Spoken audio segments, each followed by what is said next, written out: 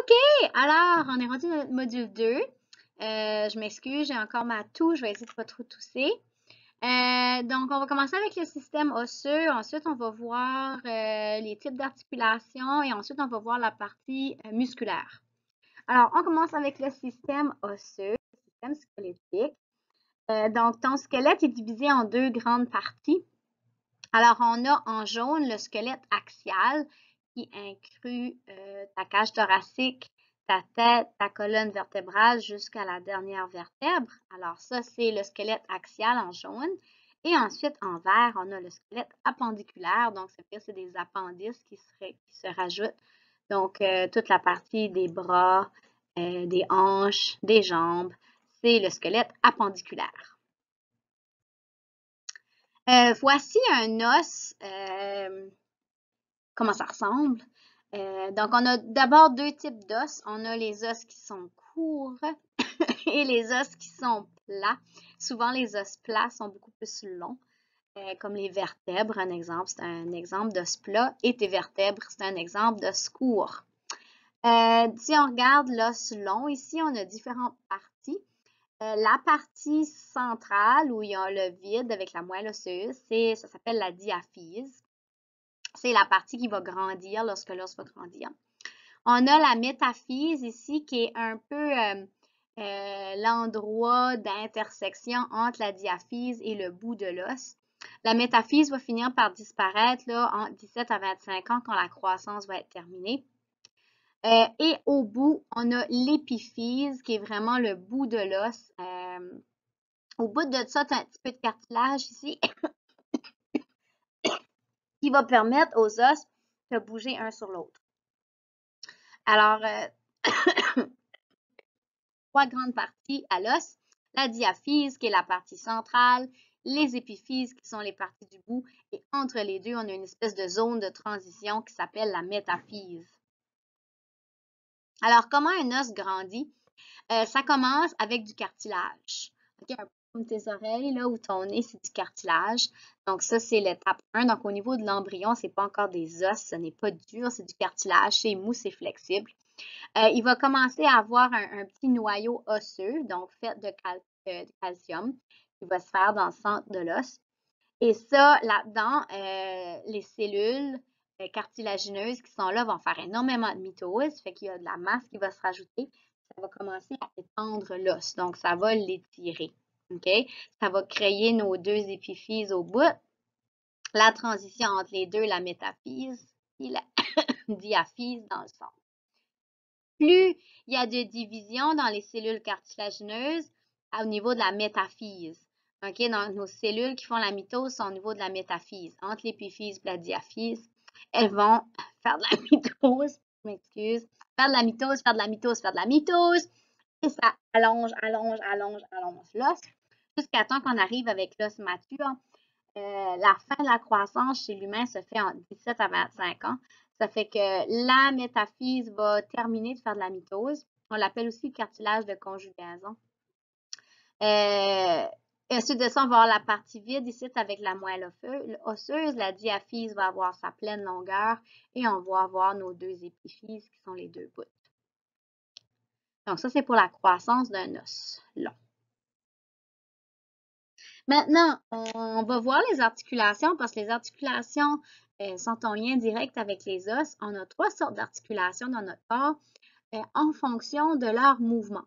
Donc, on a certaines articulations. Donc, il faut comprendre qu'une articulation, c'est un point de rencontre entre deux os. Okay? On a des articulations qui sont immobiles, qui ne bougent pas, et celles-là, on les appelle les synarthroses. Par exemple, ton crâne est fait de plusieurs os qui sont soudus ensemble, donc collés. C'est ce qu'on appelle une suture, OK? Qui est une espèce de tissu conjonctif. Le tissu conjonctif, c'est comme une scotch tape, ça sert à attacher. Alors, c'est une articulation parce que c'est un endroit de rencontre entre deux os, mais il n'y a aucun mouvement. Donc, c'est une articulation immobile, on l'appelle la synarthrose. On a des articulations qui sont semi-mobiles, donc ils peuvent permettre un petit mouvement, mais c'est plus un mouvement de réaction qu'un vrai mouvement. On appelle ça les amphiarthroses. Entre autres, entre deux vertèbres dans ta colonne vertébrale, dans ton dos. Donc, entre tes deux os de vertèbres, tu as un petit disque qui est fait de cartilage qui sert à attacher, mais qui bouge un peu. Donc, ça permet à ta colonne vertébrale de faire des légers mouvements et de supporter des chocs. OK? Alors, semi-mobile, parce que ça ne permet pas un très grand mouvement, on les appelle les amphiarthroses. Et finalement, on a nos vraies articulations qui nous permettent de faire des vrais mouvements comme le cou, l'épaule, les hanches, les genoux, les chevilles. OK, je suis en train de les bouger une par une, là. Donc, nos articulations qui font vraiment un vrai mouvement, on les appelle les diarthroses. Alors, ici, on voit la hanche. Et nos articulations, on va les voir un peu ici, mais on va les voir beaucoup plus en détail dans notre deuxième vidéo. OK, maintenant, nos types de mouvements, on les nomme. Évidemment, en bio, on nomme toutes. Alors, lorsqu'on éloigne un membre du corps, OK, donc si j'ai mes deux bras et je monte mon bras comme ça, d'éloigner ma main du corps, on appelle ça de l'abduction. OK? Donc, je suis en train d'éloigner ma main de mon corps, c'est de l'abduction. Et lorsque je rapporte ma main vers mon corps, on appelle ça de l'adduction. Je pense que les élèves utilisaient comme trick pour l'adduction additionner. Donc, tu as ton corps, tu additionnes ta main. OK? Donc, adduction, tu reviens à nouveau à ta position, tu recolles ton bras sur ton corps. On a aussi des mouvements d'extension et de flexion. Donc, ça, c'est par rapport à ton muscle. Donc, ici, si on regarde le bras, plutôt l'épaule, OK? Donc, si on regarde l'épaule et on monte l'épaule, ça, c'est un mouvement de flexion, OK?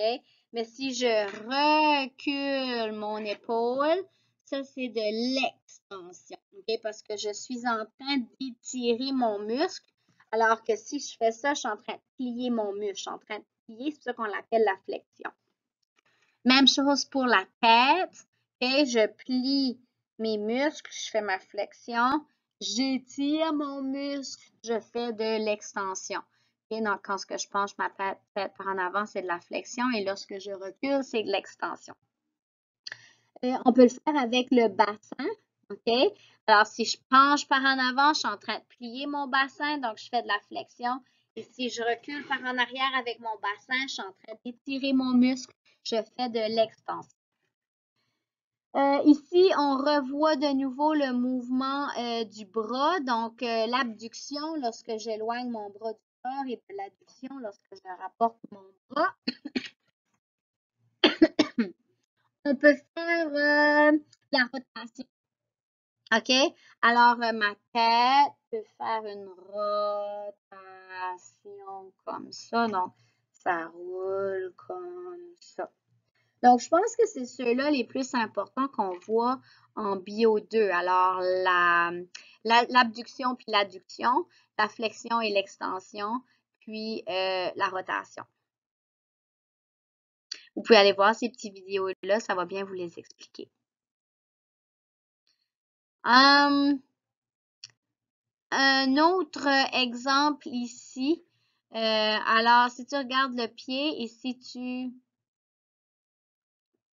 rapportes les orteils vers toi, c'est de la flexion parce que tu es en train de plier ton muscle. Si tu pousses ton pied par en avant, ça c'est de l'extension. Tu peux faire de l'adduction, OK, en éloignant ton pied de ton corps. Donc ça, c'est comme du côté un peu. Tu n'as pas beaucoup de flexibilité au niveau du pied, mais ça se fait. Donc, tu peux faire de l'adduction. Quel autre qu'on voit aussi? Ah, donc on voit ici là l'abduction puis l'adduction. Là. Okay? Quand tu éloignes ton pied et quand tu rapportes ton pied vers l'intérieur. Et on ne voit pas les autres. OK? Donc, il y a beaucoup de vocabulaire ici, mais on ne les voit pas. Yeah! Les 206 os! C'est votre partie que vous attendiez 6 ans. Je vais vous faire apprendre les 206 os. Non, c'est pas vrai. Vous allez en apprendre beaucoup, par contre. OK, so voici les choses que je veux que vous appreniez, OK? Alors, on va commencer avec notre crâne, qui est la partie en jaune. Je veux que dans votre crâne, que vous sachiez qu'il y a 29 os au total. Donc, dans cette partie-là, là, tu as 29 os. OK? Ce que je vais encercler là et souligner sur le dessin, c'est ça que je vais vous apprendre. Donc, je veux que vous appreniez que tu as ta boîte crânienne, qui est vraiment tes os qui font ton cône, qui sont durs. OK? Ça, c'est 8 os soudés. Je ne l'ai pas souligné, donc tu n'as pas besoin de l'apprendre. Je veux aussi que tu saches que dans ta face, dans ton visage, tu as 14 os. Tu n'as pas besoin de savoir le nombre, là, mais il y a des os dans ton visage. Tu as aussi besoin de savoir qu'il y a des os dans tes oreilles. Donc, c'est les petits osselets. Hein? Donc, tu as une sorte de chaque. Donc, tu as un marteau, une enclume et un étrier dans chaque qui permet d'entendre. Et je veux que tu saches qu'il y a un os qui s'appelle le xioïde, qui est juste au-dessus de ton larynx ici. Donc, ça fait un total de 29. Donc, je veux que tu saches que dans les 29 os du crâne, tu as des os dans ta boîte crânienne, dans ton visage, dans tes oreilles, puis tu as l'hyoïde. OK? Ça, c'est pour ton crâne. Ensuite, on va aller voir la colonne vertébrale avec ses 26 os. Alors, j'ai besoin que tu saches qu'il y a des vertèbres cervicales. Les vertèbres cervicales, ça veut dire le cou. Ensuite, il y a des vertèbres dorsales, donc qui est plus la partie du dos. Je ne sais pas pourquoi j'ai montré ça, ça n'a rien donné, vous n'avez rien vu. Et en bas, plus dans le bas du dos, tu as les vertèbres lombaires. Ensuite de ça, tu as le sacrum. Tu en as un. Le sacrum est cette partie ici dans ton dessin. C'est 5 os qui ont été fusionnés avec l'évolution. Avant, ça permettait le mouvement, mais maintenant, ça ne nous aidait plus. Puis, tu as le coccyx qui est juste au bout ici, qui est un petit os. Si on tombe dessus, on le casse, ça fait vraiment mal, là, mais c'est un petit os qui ne sert plus grand-chose. C'est les restants des queues. Donc, avant les queues, c'était une continuité de la colonne vertébrale. Donc, ça, c'est ce que tu as besoin de savoir pour ta colonne vertébrale. Il y a des vertèbres cervicales, dorsales, lombaires. Au bout, tu as le sacrum et le coccyx. Ensuite de ça, la prochaine partie, je ne vous fais pas apprendre le nom de la partie, mais je vais vous apprendre les os. Donc, on a la clavicule. Alors, la clavicule, qui est cet long os ici. Et voilà. Donc, c'est lui qui est là. C'est une touche, c'est la clavicule. Puis derrière, dans ton dos, tu as les omoplates, mais là, je vais barrer ceci parce qu'on ne les appelle plus les omoplates maintenant. On les appelle les... Oh, je vais juste aller...